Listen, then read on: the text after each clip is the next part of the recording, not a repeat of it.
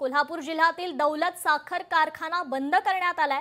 ऐन गाळप हंगामात हा कारखाना बंद झाल्यानं चंदगडमधील ऊस उत्पादक मात्र चिंतेत सापडले। चंदगडचे आमदार शिवाजी पाटील यांनी मुख्यमंत्र्यांची या संदर्भात भेट देखील घेतलेली आहे।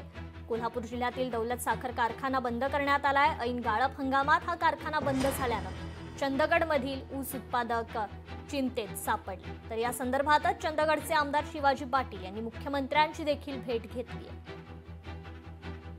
मुख्यमंत्री महोदय यांनी सांगितलं की शिवाजी कारखाना बंद करून चालणार नाही।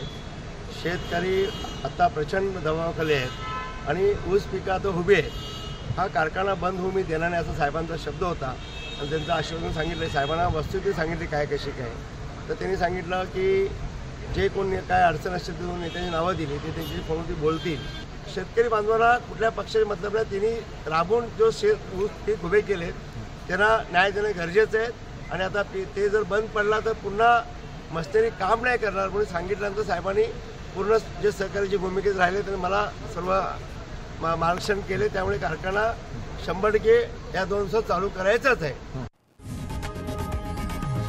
लोकशाही मराठी ऐका, पहा, जागरूक रहा।